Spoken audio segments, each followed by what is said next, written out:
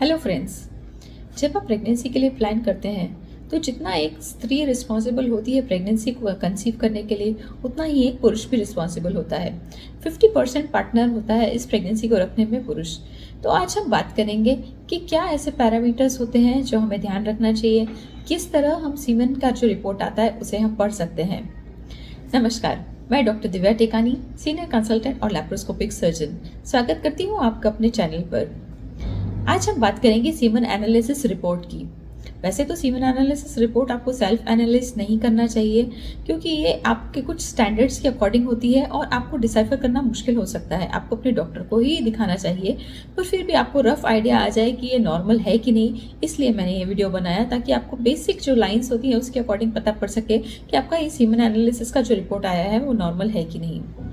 तो जब हम इसको देखते हैं तो ये सीमन एनालिसिस का रिपोर्ट हमें किस टाइम पे कराना चाहिए। इस सीमन एनालिसिस को रिपोर्ट को कराने के लिए 3 to 5 डेज तक आपको रिलेशन या इंटरकोर्स नहीं रखा हुआ होना चाहिए, तब आपका ये सैंपल एक्यूरेट आता है।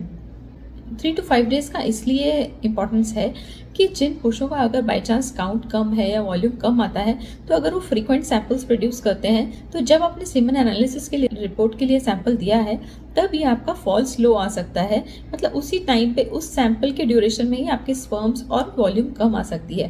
तो इसलिए मिनिमम 3 to 5 डेज का गैप होना चाहिए जब आप ये सैंपल देना चाहते हैं।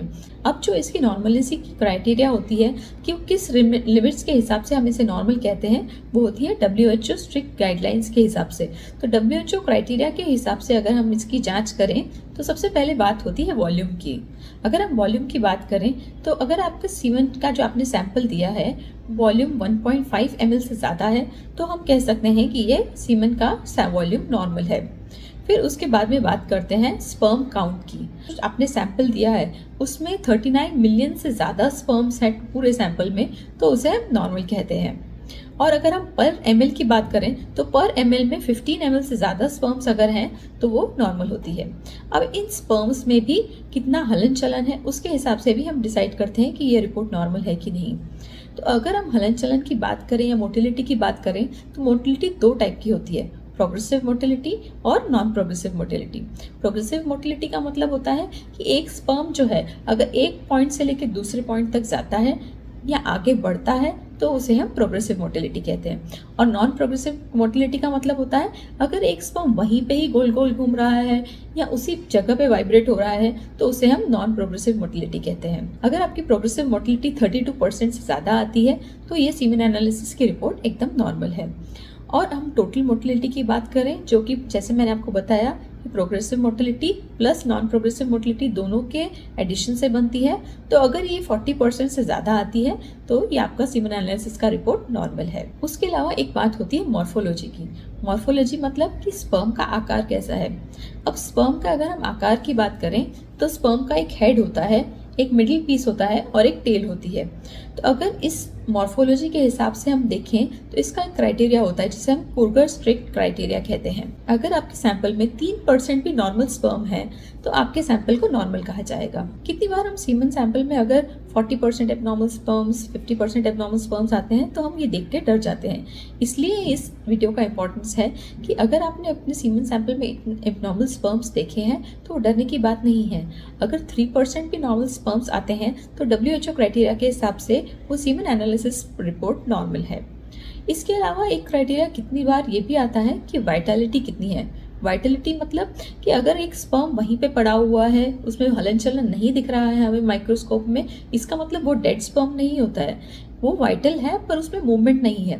तो अगर वाइटलिटी की बात की जाए तो अगर 50% भी वाइटलिटी आती है आपके सीमन सैंपल रिपोर्ट में तो वो नॉर्मल है। अब कितनी बार ऐसा होता है कि एक लैब में हमने सैंपल कराया और वो इतना अच्छा नहीं आता है, फिर हमने थोड़े 1-2 दिन बाद या 2-3 दिन बाद दूसरे लैब में कराया और वो रिपोर्ट थोड़ी कुछ अलग आती है, तो हम अक्सर विचार में पड़ जाते हैं कि इस लैब में रिपोर्ट अलग आया, इस लैब में रिपोर्ट अलग आया, तो कौन सा रिपोर्ट सच है। तो ऐसा है कि अगर हम सैंपल 2 अलग लैब्स में कराते हैं और उनका 2 अलग रिपोर्ट्स प्रोड्यूस करना स्वाभाविक है, क्योंकि जो सीमन एनालिसिस का रिपोर्ट होता है वो एट द मोमेंट रिपोर्ट होता है। वो ऐसा नहीं है कि आज एकदम जो रिपोर्ट आया वही एग्जैक्टली नेक्स्ट रिपोर्ट में भी एग्जैक्टली सेम ही आएगा।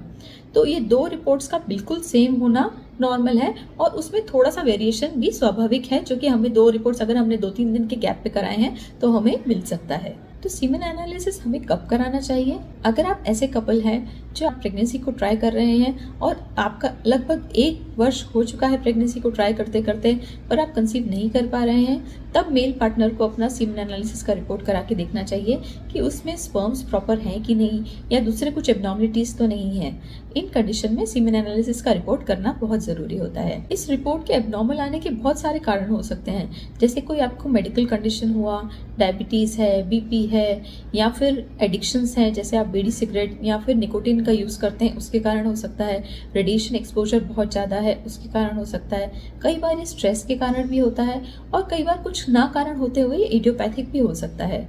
और ये एक चीज़ ये भी है कि अगर एक रिपोर्ट ही एबनॉर्मल आता है, इसका मतलब ये नहीं है कि आपका सीमेन काउंट एबनॉर्मल हो। ये आप रिपोर्ट 1 महीने बाद रिपीट करा के भी दे सकते हैं, पर ये ऐसा नहीं है कि अगर 5 मिलियन आया तो ये बढ़ के सीधे 25 मिलियन हो जाएगा।